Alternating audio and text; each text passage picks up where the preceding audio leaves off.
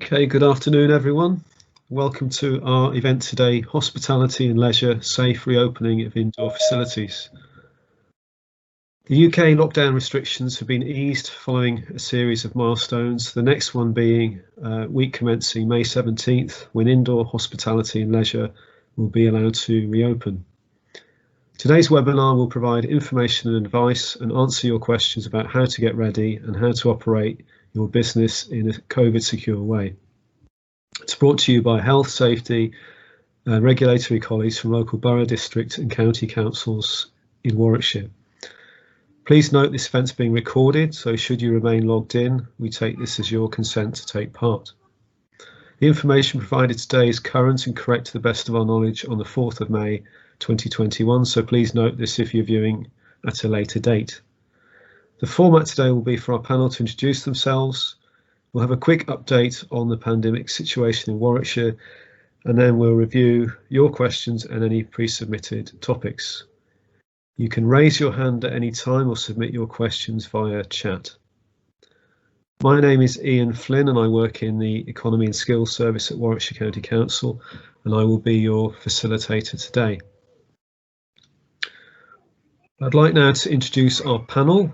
First up, Jonathan, please.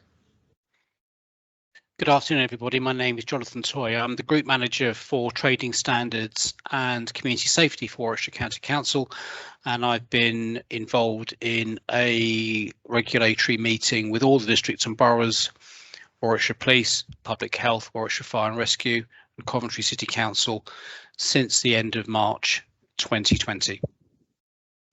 Thank you. And Gemma?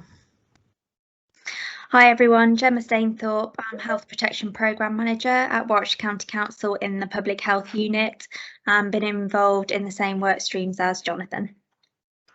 Thank you. And Aaron? Good afternoon everybody, my name's Aaron Coursey and I head up the Town Centres and Tourism team at Warwickshire County Council, and throughout the pandemic we've been helping to support the districts and boroughs, the business improvement districts, with their safe reopening. Thank you. And Henry? Good afternoon everyone, my name's Henry Biddington, Principal Environmental Health Officer at Rugby Borough Council's Commercial Regulation Team. Again, worked closely with Jonathan and Gemma and Paul and other regulators across the borough, and we are here to support businesses opening safely within rugby and make sure that everybody knows what they need to be doing to do so. Okay, thank you. And last but not least, Paul? Good afternoon, Sergeant Paul Calvin from Warwickshire Police, working within the COVID cell, and as Henry said, work closely with Henry, Jonathan and Gemma and other colleagues over the last 12 months plus during the COVID pandemic, and here to help and advise where we can. Thank you. Thank you. Okay, so to kick off, Gemma, could you give us some just brief headlines on where we are?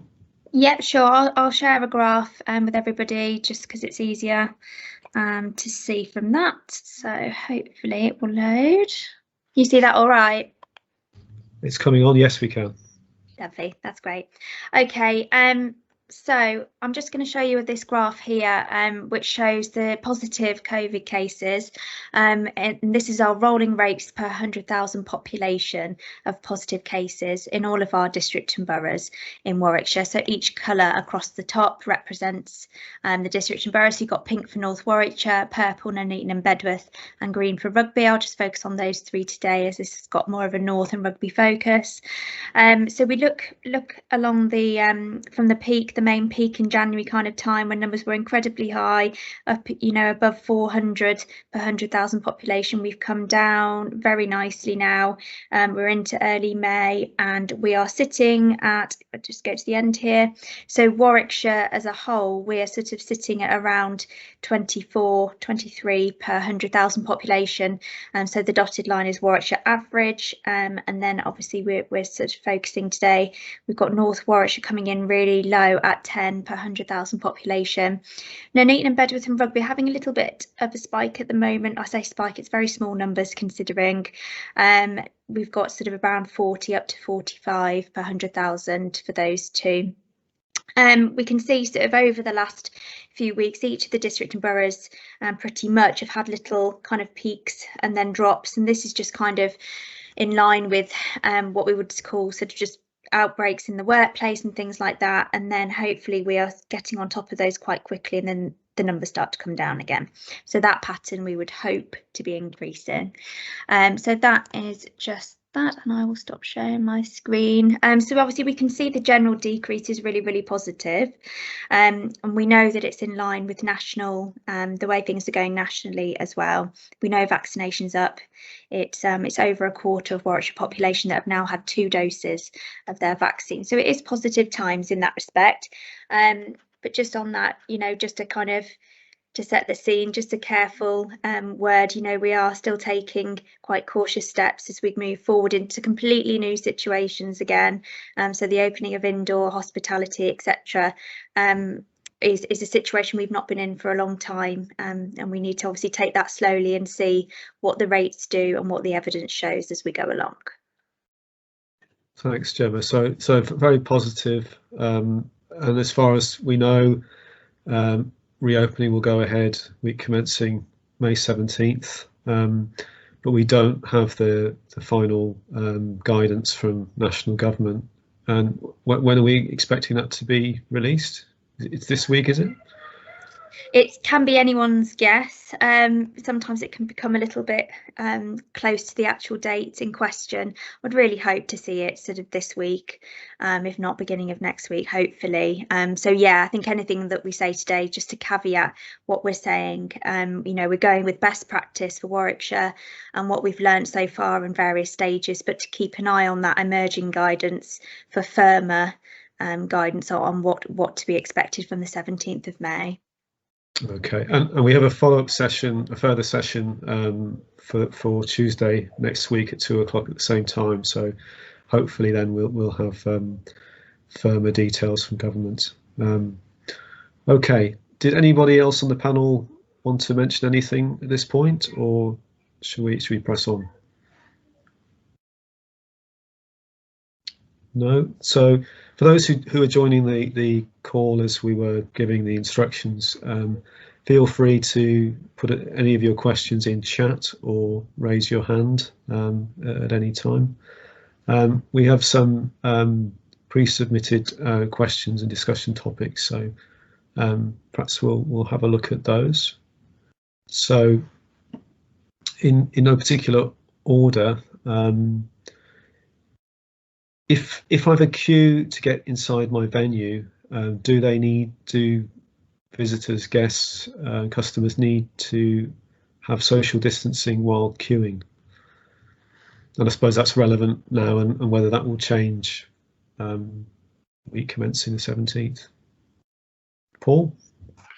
Yeah, I'll let others come back on the social distancing point with regard to queues. I think with hospitality and nighttime economy type situations, I think it's really crucial that venues are fully aware of what's happening outside as well as inside their venues when they do start to open. So should queues start to form, are they managed? Are they well managed? That is the visible out showing part of the business to the general public. So it's the likelihood of whereas police or regulatory authorities may get complaints from members of the public because it's what they can visibly see as well. So it is really crucial that queues are managed correctly. And I'll defer to Jonathan or Henry or Gemma on the social distancing side thing, but it's about queue management and making sure that, you know, that there's no disorder, there's no partying, for want of a better word, in the queues. They are simply queuing orderly to get into a venue.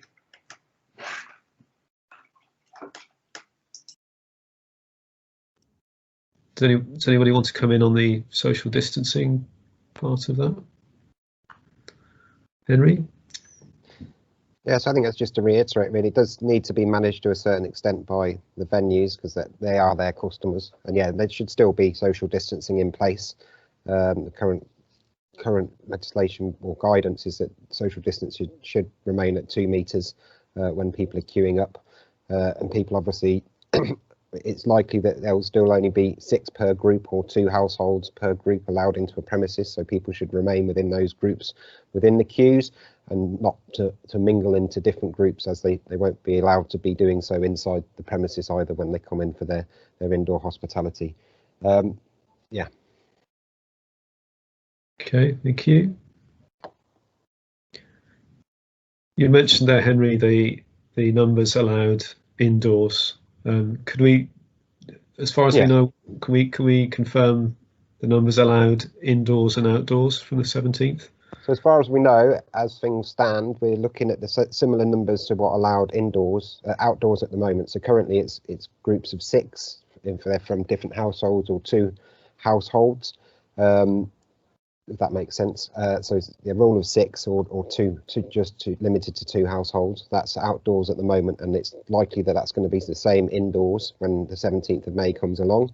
And it's likely that the numbers outdoors will remain the same as well, to try and control the mingling of customers. Table service is part of the regulations, and that will continue, and customers will be expected to remain seated whilst they're being served, and venues will be expected to serve the tables as they are doing at the moment in outdoor venues, outdoor premises. So that will all remain in place. Face coverings for those when they're not seated at tables. So if you're moving around indoors inside a premises, as you do now, you need to have your face coverings on. And yeah, that's sort of where we're at with numbers, and also some of the rules which are likely to be in place when we get to May the 17th indoors. So the face coverings, Henry, it's the same as it was in the previous openings, where you didn't need to wear it at the table, but only when you're going to the bathroom or somewhere. Okay. Yeah, if you're moving around indoors, the premises, and that is still a legal requirement, whether you're moving inside a premise from seating outside or whether you're going to be sat inside, you do need to have your face covering on, as should the staff. Okay, thank you. Jonathan?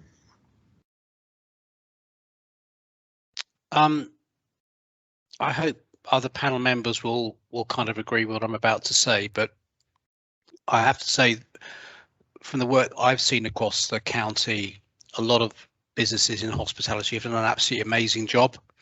They've brought some brilliant measures in. They've brought control measures in terms of pre-booking, in terms of extra staff to provide table covering, extra security sometimes when it's been needed.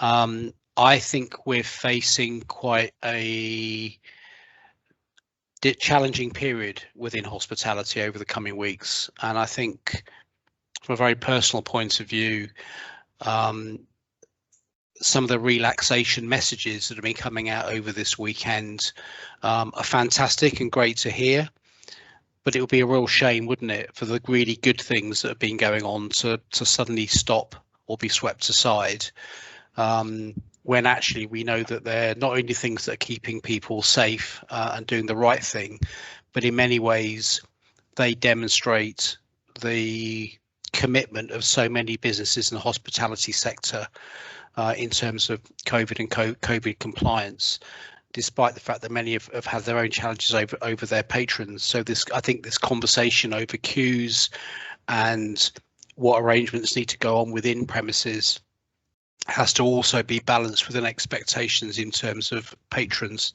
as well. And I think that's going to be where the rub is going to be. If people attending premises are under the impression things are now going to be okay and they can do as they want, that makes it very difficult for those people running businesses in the hospitality sector.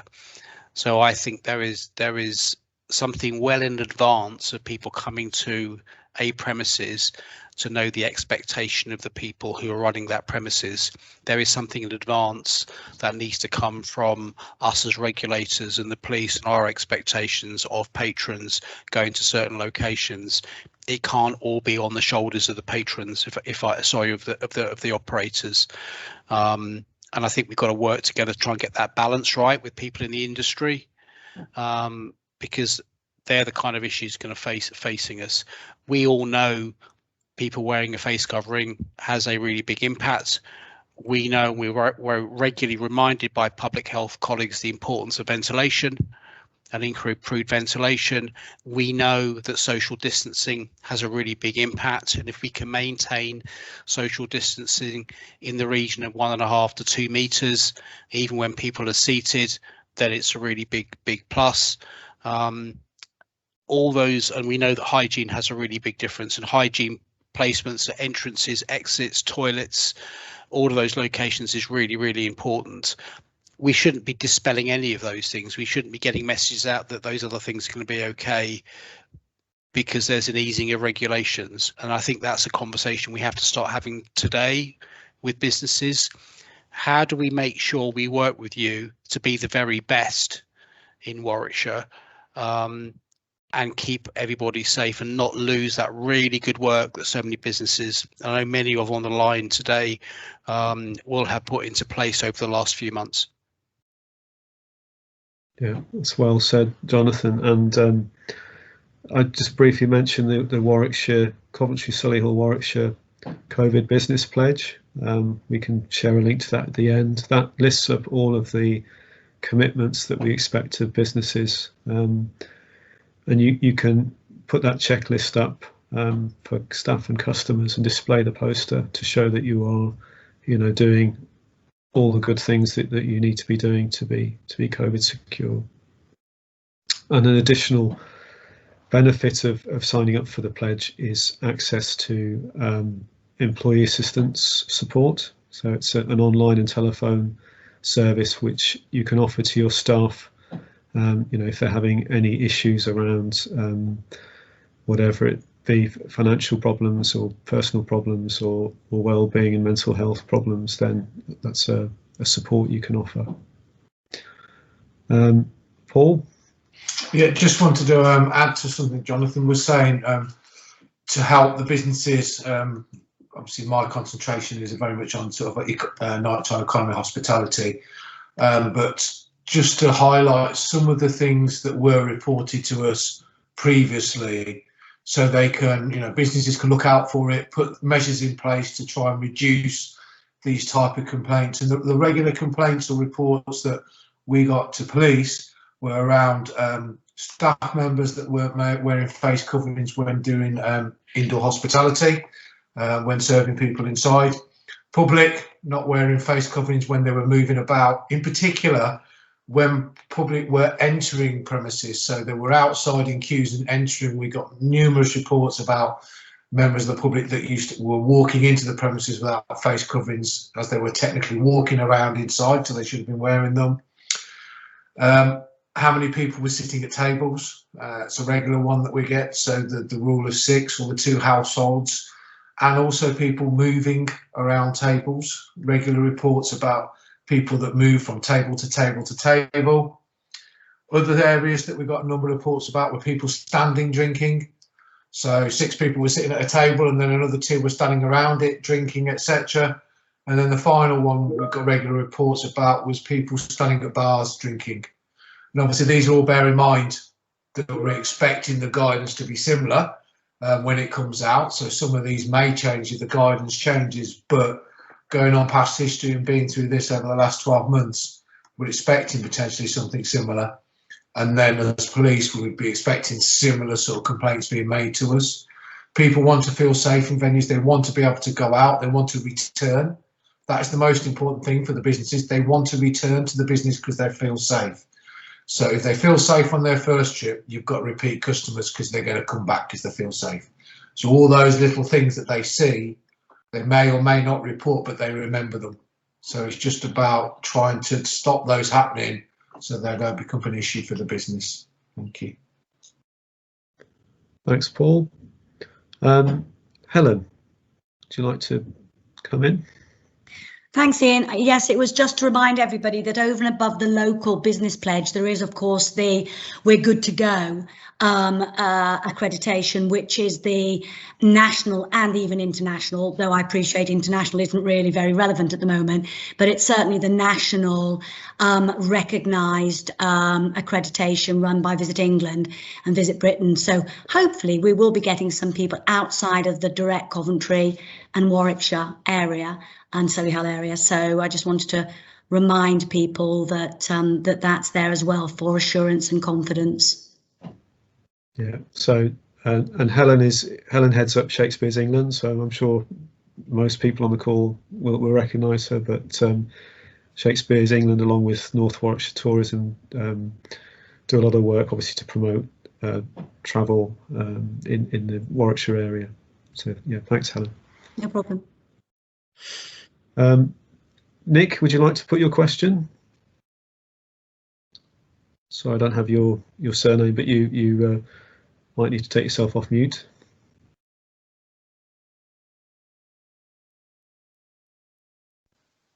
Hi, can you hear me? We can. Yeah, hi. So just in regards to the 1.5 to 2 metre rule that you mentioned earlier, this is within the restaurant, with the tables in the restaurant and people seated back to back. So let's say you've got table 1 and table 2 and 2 customers are facing back to back. Do those 2 chairs still need to be from 1.5 to 2 metres apart, or is it the tables themselves? That's something that I've always been a bit confused of. Okay, thanks, Nick. Important question. Gemma? Hi, Nick. Thanks for that question. Yeah, so when we've been talking about social distancing inside in a restaurant, we're talking about not the tables being 1.5 metres to 2 metres apart, but it would be the chairs, so the people, if you like, who were sat there. With back to back, obviously, yes, we know that the risk is slightly lower. So I would be thinking about the 1.5 metre, but definitely sticking to that at the moment, preferably more, but back to back, you're sort of thinking 1.5 minimum.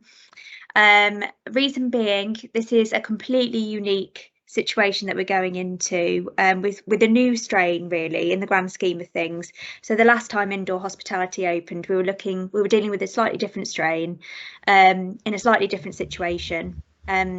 And the only way that we're going to be able to tell how this is going to go is to tread really, really carefully and just gradually work towards doing things. So I understand it's difficult. You want to have lots of customers back and things, but I think really, really sticking to that distancing, regardless at the moment, it's early days. Things may change, hopefully will change moving forward over the next couple of months or so if everything carries on the way it's going. So yes, please, just to start with, I hope that helps.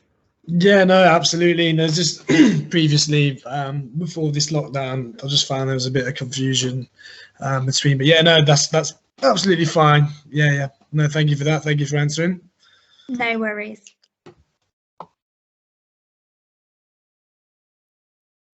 Sorry, Jonathan, did you have anything to add to that?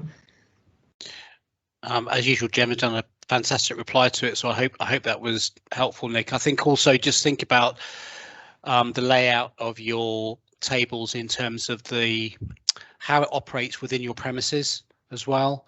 So we've often found there's been areas where there's absolute pinch points, so where you've got, say, routes to the toilets, or you've got routes for people actually then moving with food and drink to take it to the tables with your staff as well. And the moment you get much closer than 1.5 meters between the chairs, all that movement then becomes more problematic, because we know that the spread of the new variants is on much smaller droplets, aerosol droplets that travel a longer distance in airborne movement. So on a confined inside space where tables are close together and you've got people moving around and it's more confined, that's when you have a greater risk. So definitely think about your layout of your premises and those pinch points in the routes between bar and tables and toilets, tables and exits. That would be, I'd add that to Gemma's advice. Yeah, thank you very much. That's perfect. Thank you. Henry? Yeah, I completely agree with everything that Jonathan and Gemma have just come up with. I'll just sort of add to that and maybe to expand on it slightly. So yeah, Jonathan's talking about how you plan your tables, your pinch points. So really you need to sort of probably revisit some of your risk assessments for indoor dining, and remember to include, ventilation is one of the most important things now, because as they've said, new variant, the Kent variant, which is a dominant variant within the UK now, is more spreadable through smaller air droplets, and indoors it does spread more easily. So you need to really start thinking about ventilation and how you're going to ventilate the premises, making sure you've got good airflow through the premises, and that can all fit into your revised risk assessments along with how you plan your routes around the premises so people aren't coming into contact with one another too much. And again, like Jonathan says, how you space your tables out. And if you plan all of that now with your risk assessments, then when you open up on your first night, you're not going to suddenly think, oh, there's too much space. If you've got it all planned out and your risk assessments are in place and you've worked out how you're going to ventilate your premises now, and all part of that planning before you reopen, you're less likely to come up against some problems when you do reopen. Thank you. Thank you. And Paul? Yeah, just final point from me really with regards to sort of restaurants, places to serve food at tables and things like that indoors. Previously, some of the complaints that we were getting from customers where they were having to squeeze past people to be led to tables. So there wasn't sufficient gaps between tables and chairs for people to go through the restaurant to get to the table they were being seated at, which made people extremely uncomfortable. The other common issue that we had was when staff would rearrange tables inside the restaurant because a larger group of, say, 6 have arrived, and they're rearranging tables that were previously a 2 or a 4 and squeezing people in and then putting them close to other customers and reducing that gap. And then people were feeling extremely uncomfortable. The social distancing was going, and a lot of customers would report that to us, but also in the same report was saying, and we got up and left because we didn't feel safe. So we didn't stay and have our meal, we didn't feel safe, we left. So it's simple things like that to make sure that the staff, although they're trying to accommodate people in the hospitality, are also aware of the business's requirements and the risk assessments and the table layouts that are there, and they're there for those reasons of social distancing, so they don't get rearranged, so they are uncomfortable for people, and that social distancing suddenly disappears, because that is one of the biggest complaints we were getting. Thanks, Paul. Aaron? I wholeheartedly agree with everything that's been said, and I just wanted to bring in the ventilation and the points that Jonathan made there, and making sure that you've communicated all of these things. So it's about the whole balance of all the measures that you're going to be putting in place with your risk assessments and the table layouts. And it's about telling your customers, having that open conversation now when they're booking, telling them that there will be ventilation, windows may be open, so you might be coming inside for a meal now, but it could still be a little bit chilly in places. So have that upfront conversation now with your customers, tell them how it's going to work inside, tell them that there's going to be routes, all the rules about toilets, etc. So just literally have that open conversation, and then you'll get those return visits again. Thanks, Aaron. Gemma? Yeah, just really good point there. And on the ventilation note, which is obviously mega important, as everyone said, our colleagues from Fire and Rescue Service aren't actually with us today, but it's always worth just bearing in mind and perhaps getting in contact with them. We could put an email address in the chat where you can make contact, just to make sure, obviously with fire doors and things like that, that you're choosing the right way and the right doors and the right windows and things to be opening to ventilate safely. So just wanted to point that out quickly. Okay, thank you. Thank you. So I think we've already covered whether or not table service is required indoors. How about the rules around substantial meal that created such a stir a few months ago? What will be the situation on the 17th? Henry? Currently, there's nothing in the regulations, and I don't anticipate anything being in the regulations that you'll need to order a substantial meal to be able to have an alcoholic beverage within a premises. It will be very much like they are at the moment with the outdoor hospitality, but it will be moving indoors. So yeah, there's not going to be, unless they suddenly drop it into the regulations, which I seem unlikely, there's going to be a requirement for a substantial meal with your pints. So we haven't got to have a debate about Scotch eggs or sausage rolls this time round, thankfully. Okay. It's good to hear. Okay. Moving on then to So are stays now allowed, or will stays be allowed in non-self-contained premises from the 17th? So this is talking about accommodation. Did you say non-self-contained? Non-self-contained, yeah. Okay, yeah. sorry, it's all right. Henry's put his hand up anyway. Henry. Yeah, do you want me to come in? Yeah, so the restrictions will be lifted on things like hotels and guest houses where we don't have self-contained accommodation. So obviously, again, it will still need to be, public-facing areas will still require face coverings. There will still be the same rules in place, but yes, they will be allowed to operate, and I'm sure there'll be further guidance being released as and when that gets announced on Monday, if those changes come in. So yeah, step 3 does allow us to, or hotels, etc., to start operating again and have people having overnight stays. Okay, thank you. This might require a little bit of guesswork, I guess, without the guidance, but in terms of soft play areas or soft play centres, so how often should the business clean the common area? And also, will businesses need to manage the number of adults that are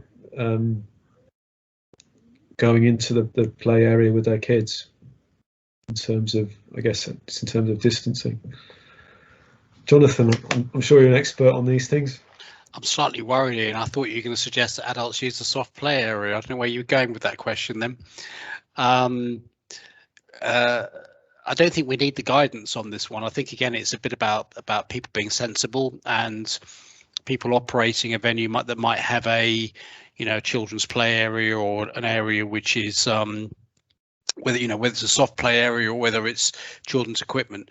Up until recently, we definitely be encouraging them to remain closed. I would think from the 17th of May, that restriction will change and people will be able to use them, but there's the still very strong public health message in terms of cleaning, hygiene, making sure that they're regularly cleaned down.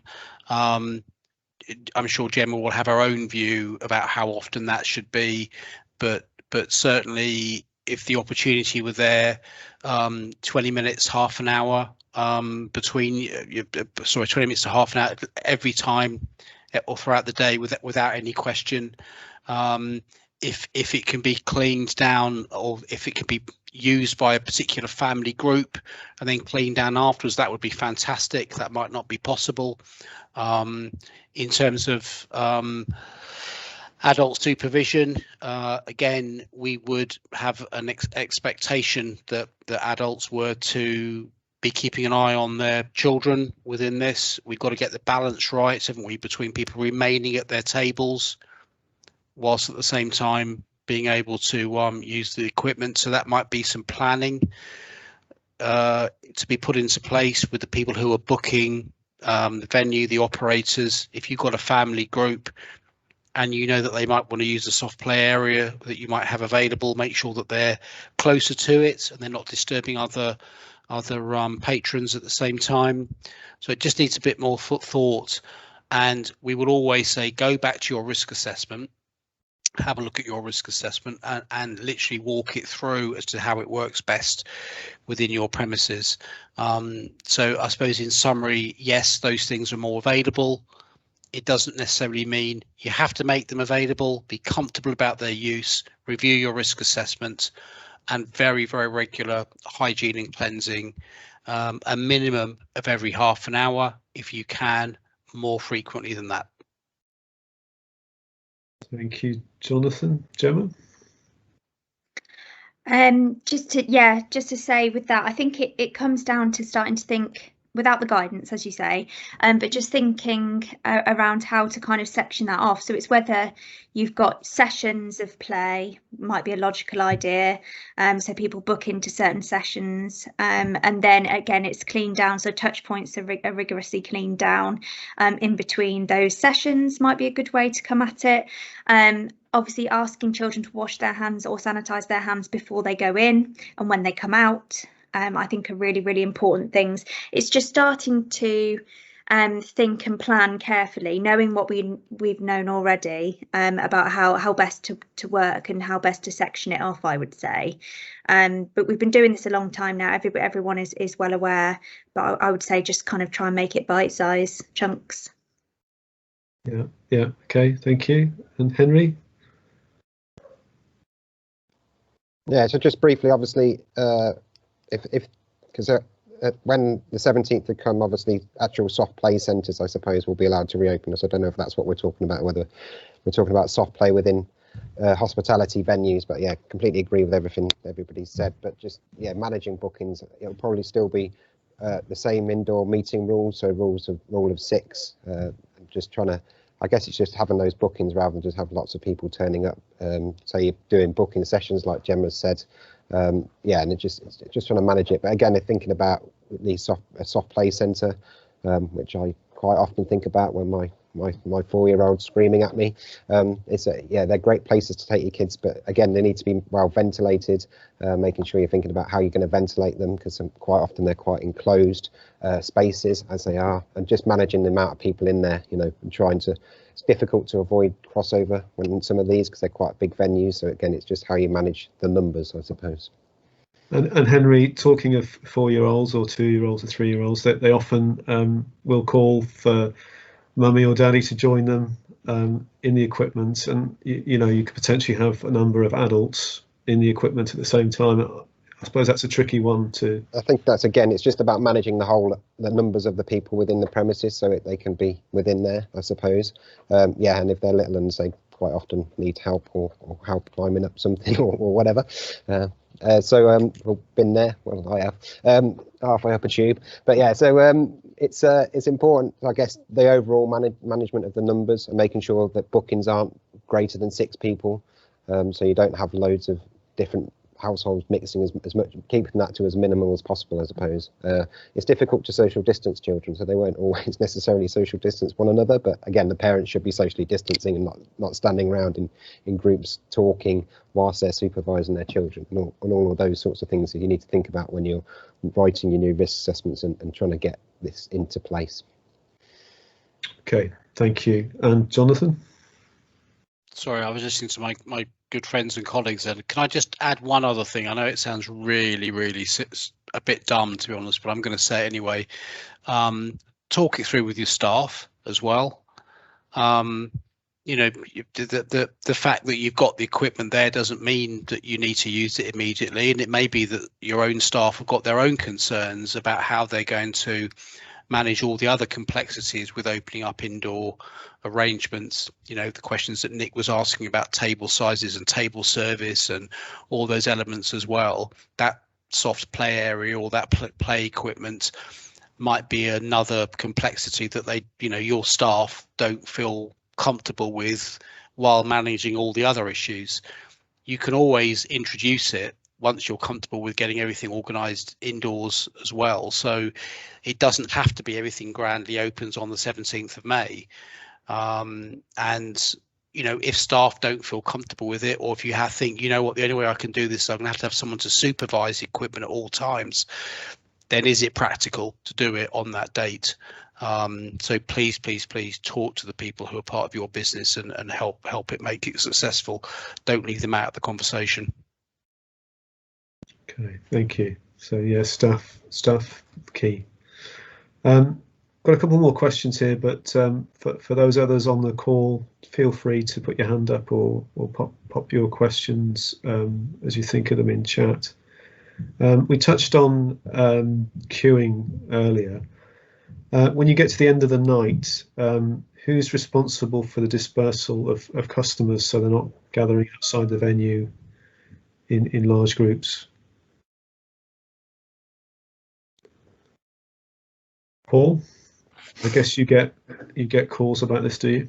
Yes, we depending, especially in town centres, on busy popular nights in the evening.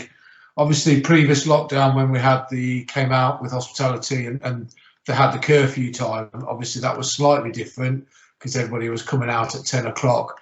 With this time round, obviously, unless something comes in from left midfield, we haven't got a curfew, so it will be down to businesses' licences that they'll be running off.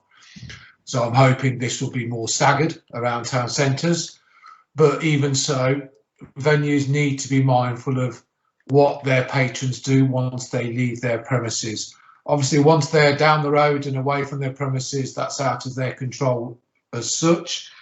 But sort of lingering around the front of the premises, waiting for mates to come out or whatever, they need to be able to manage that a little bit. They need to ensure that people, you know, are social distancing, aren't gathering in massive groups. Obviously, outdoor limits may change on the 17th as well, but they're still mindful of the reputation for their business as well as everything else. So if there's large groups of rowdy people that have had a good night inside, then, you know, just bear that in mind when they come outside and spill out onto the streets, that, you know, if you've got door staff, then please use them to advise people to move along. We're not expecting door staff to be physically moving people away. That's not their responsibility, but they have got communication skills. That is part of their training to have an SIA licence, is communication skills. So therefore, use those communication skills to engage politely with those people, asking them to disperse, move along from the front of the venue to keep everything going and everything moving out.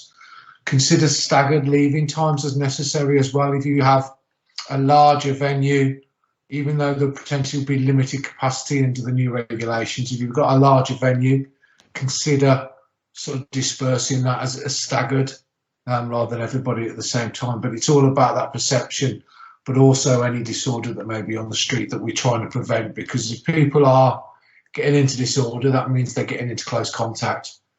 So you put other people are getting at risk. Then innocent bystanders may get involved and get in close contact. And then the cops potentially having to get in close contact, and door staff. Door supervisors were aware, and I'm sure Gemma and Jonathan will agree with this, they have been a risk throughout this pandemic, and we don't want to put them in any more risk either. So, you know, we want people to be able to just talk to people and control that area outside their business by talking.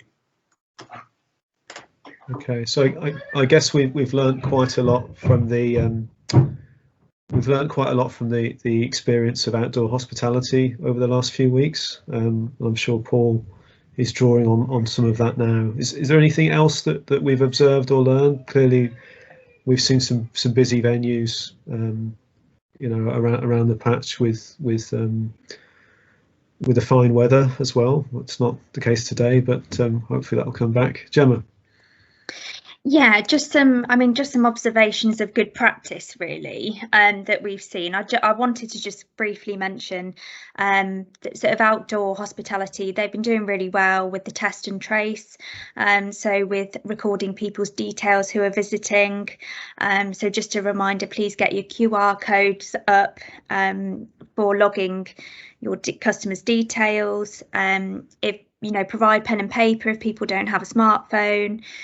Please make sure you've got every person's details listed, so not just one member for a big group, but you know, everyone's details. And also just to make sure that with regards to track and tracing, please keep those details for 21 days. And then also, in addition, if you become aware of a positive case in customer or staff, we will put an email address in the chat here, but please let Public Health know straight away, because we can help support you and get on top of that quickly, which has been happening, and we've been able to, you know, be getting on top of any kind of cases and things fairly quickly. So, and just start thinking about sometimes it's not the best thing really to wait for NHS to do the test and trace. If you're a business and you know that this customer has been in close contact with this customer and this member of staff, tell those people straight away to self-isolate, get in touch with them and start doing that contact tracing yourself. And by doing that, you're minimising the chances of a bigger outbreak within your premises, which obviously nobody is going to want at this time as we're sort of coming out carefully. So please do that really well if you can, because it makes a huge difference, and it makes a difference to yourselves as well, protecting yourself from that. And just while I'm on the topic, also please keep hold of staff rotas as well, so you know who's been working, etc. For 21 days. And then I just wanted to mention actually lateral flow tests. So you'll all hopefully be aware, some of you may have already done this if you've got staff doing outdoors and things. Lateral flow tests, we are encouraging people to take them a couple of times a week, about 3 to 4 days apart. So really thinking about keeping on top of your staff members, encouraging LFTs. You can order them from the Gov website to come to home. There are still the lateral flow test sites in each district and borough across the county. Hopefully we can put a link in the chat to that as well. You know, send people along, or you can pick up home test kits from there as well. So just keep doing that, so that we're doing all the best, you know, the best we can. This is probably the stage in the lifting of the lockdown, I feel, that causes, hopefully, you know, it will be positive, but it causes the most tension for me from a public health point of view, because we're going indoors now, and outdoors you've got the opportunity for the virus to blow away, as long as people are maintaining social distance, etc. And we're coming into a new environment here. So just really keep on top of all those kind of mechanisms that we've all spoken about, and just that's the best way to go about this in the first instance as we move forward. Yeah, just wanted to say those bits. Thanks, Gemma. That's really helpful. Put a link there for the testing, and we'll post all of these links at the end of the video, and the video will be posted to YouTube in the next day or so, so you can refer back to it, and you can also make your colleagues and contacts aware that it will be on the Warwickshire County Council YouTube page. So thank you. Louisa, you had a question about face coverings. Yeah, I just wondered if staff at hospitality venues that are serving patrons should be wearing masks out when they're serving outside visitors as well as inside visitors. Obviously, when things change, I didn't know if that sort of changed anything with regards to people still wanting to eat outside. Thank you, Henry.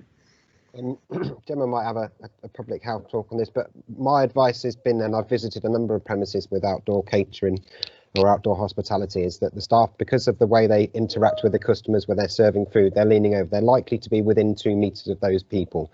So therefore they should really be having face coverings on. So that would be my advice now, and that would continue to be my advice for any hospitality premises, whether they're serving customers indoors and outdoors, because of the way they're interacting with the customers. And by all the best will in the world, you will always be closer to the customer when you're serving food or drinks and things like that. Then you should be having a face covering on to protect yourself as much as anything from the customer, the staff to protect themselves from the customers. But yes, that would be the advice that we're giving out. Okay, thank you, Jonathan. Yeah, I'd 100% support Henry's comments. I would also personally extend it to what is described as back of house staff as well. And I know there's been a conversation about, well, if you're working in the kitchens, if you're not seeing customers, should I be wearing a face mask? Surely I don't have to do that. But we all know the practicalities of running a restaurant service within hospitality. The interaction between back of house and front of house staff is very close, and sometimes in some venues they are very much the same people. So I would hugely encourage you to make sure that all of your staff, wherever they are on your premises, wherever you describe them, should wear a face covering, in support of Henry's comments, both indoors and outdoors, back of house as well. Okay, thank you. So I can't see any further questions or hands raised. Gemma's just popped a contact email address if you do need to report any cases, and we will post some useful links at the end of this video. The recording will have an updated list of contacts, the version that we post on YouTube, to take account of any further links that have been shared. But if there are no further questions, I'd like to thank our panel for their time and preparation today, as ever. Thank all of those on the call who took some time out today, and hopefully this has been useful for you. Do please share the information you've learned and the links with colleagues or contacts, and there will be a further webinar Tuesday on this topic, when we hope there'll be further guidance available. If you have any questions, feel free to drop us an email to business@warwickshire.gov.uk. Obviously, if you know it's a case of COVID you need to report, or you want to contact fire service colleagues, then you've got those specific email addresses, but use the business app if you're not sure who you need to speak to. But thank you very much, and hopefully see you on Tuesday next week, and if we don't, all the best with your reopening over the next few weeks. Thank you very much.